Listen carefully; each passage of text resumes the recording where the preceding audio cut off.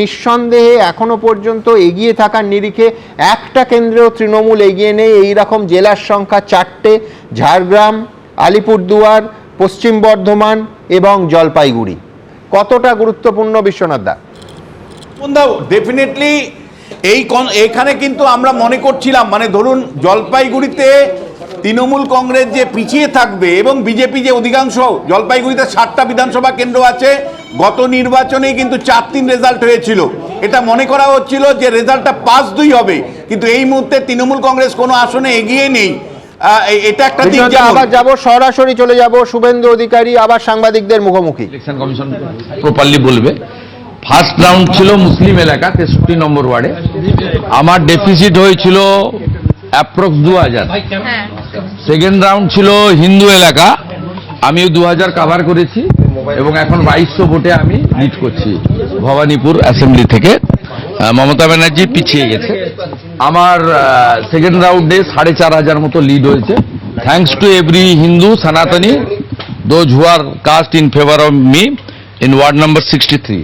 Expected result 3, 4, 5, 77 নম্বর word. এখানে মমতা ব্যানার্জি ভালো lead নেবেন। আমি যা প্রথম থেকে বলেছি 7, 8, 9, 10 আমি ওই বড় লিড কভার করব এবং 10 রাউন্ডের পর থেকে আমি এগোতে থাকব এবং expected Mamata Banerjee again defeat in Bhabanipur assembly. Malda মুর্শিদাবাদে মানিকচকে যেভাবে দেখা যাচ্ছে ভালো লিড করছে, কি বলবেন? মানে এক্ষুনি কিচ্ছু বলবো না, বিজেপি সরকার করছে এটুকু বলবো এবং ক্লিয়ার ম্যান্ডেট, একদম ক্লিয়ার ম্যান্ডেট বিজেপি সরকার। না না না, it's too early to say.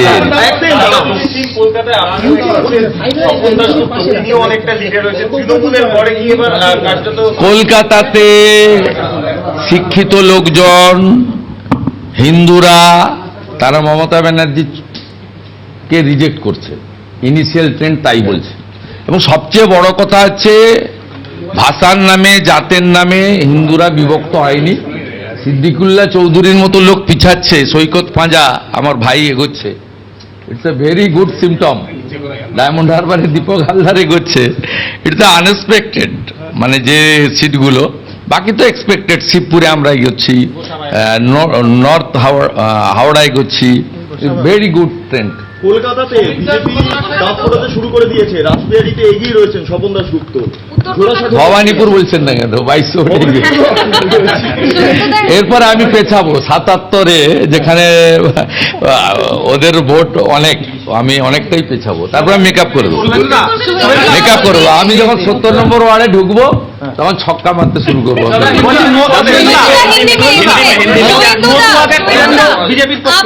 All Hindus are united in favour of Narendra Modi. মোদীজির জয়, পশ্চিমবাংলার জনগণের জয়।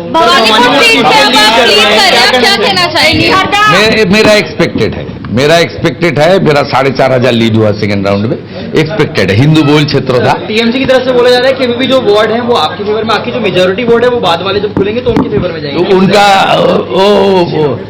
वो आप न्यूज देखी है ना, ठीक है, बोलिए। छोड़ दादा, ऑल ओवर जो ट्रेंड है, ऑल ओवर बंगाल में जो ट्रेंड है, क्या लग रहा है? मेजोरिटी तो आप लोगों को मिल रहा है, तो ट्रेंड तो वो कह रहा है, तो आगे क्या उम्मीद रहेगा? 4 राउंड हो गया है भाई, सरकार तो बीजेपी भागुआ तो एक्सपेक्टेड। हम लोग देख लिया ना, हिंदू ईवीएम बीजेपी, मुसलमान ईवीएम टीएमसी, मालदा मुर्शिदाबाद उत्तर दिनाजपुर छोड़ के वहाँ मुस्लिम लोग कांग्रेस को फेवर कर रहे हैं। सीसीटीवी बंद हो रहा है, ब्लैक हो रहा है, इसके एलिगेशन लगा रहे हैं कि सीसीटीवी। वो सब रोने दीजिए, खत्म, पूरा खत्म। बोला था 50 नहीं क्रॉस कर पाएगा, चैलेंज करते हैं। छोड़िए, अभी इसमें बोलना ठीक नहीं है। अभी 15 राउंड 16 राउंड बाकी है, मैं आपको जानकारी देते रहूंगा। 12 बजे मुलाकात होगा। चलो। দেখুন, ঘন্টায় ঘন্টায় প্রায় শুভেন্দু অধিকারী সাংবাদিকদের সঙ্গে কথা বলছেন এবং এলওপি নিজে মুখে বলছেন ডায়মন্ড হারবার আনএক্সপেক্টেড। শুভমাদা, দেখুন, যে নেতৃত্বের জায়গাটায় শুভেন্দুবাবু গেছেন, যেভাবে কথা বলছেন এবং একেবারে জেতার কনফিডেন্স নিয়ে কথা বলছেন, এই সময়ে একটা সময় তো একটা চলমান বিষয়, তার মধ্যে এই জায়গায় দাঁড়িয়ে এবং শুভেন্দুবাবু প্রচারে প্রচণ্ড পরিশ্রম করেছেন। কিন্তু একই সঙ্গে অন্য যে দায়িত্বের বিষয়টা তার সামনেও আসবে, সেটা হচ্ছে উনি একেবারে বুথ ধরে ধরে বলছেন পাবলিকলি, এবং আশা করা যায় পশ্চিমবঙ্গে একটা পরিবর্তনের পর আমাদের যে রাজনৈতিক টেনশনের বিষয় ছিল এবার একেবারেই হবে না যদি পরিবর্তন হয়। সেই জায়গায় দাঁড়িয়ে কিন্তু যারাই তাকে ভোট দিয়েছেন বা যারা তাকে ভোট দেননি সকলের মুখ্যমন্ত্রী বা যাই হন না কেন, তিনি যদি মুখ্যমন্ত্রী হন, বিজেপি যদি তাকেই সামনে রাখে, ফলে তার কনফিডেন্সটা যেমন একদিকে অসম্ভব গুরুত্বপূর্ণ একটা রাজনৈতিক ভাবনার কথা বলছে, অন্যদিকে তিনি কিন্তু যেভাবে গোটা প্রসেসটাকে পাবলিক ডোমেইনে কাটাছেঁড়া করে একদম ডেটা ভিত্তিক আলোচনা করছেন, এটাও কি তার ইম্প্যাক্ট হবে আমাদের এখানকার রাজনীতিতে, সেটাও দেখাটা খুব গুরুত্বপূর্ণ। এবিপি আনন্দ, এগিয়ে থাকে, এগিয়ে রাখে।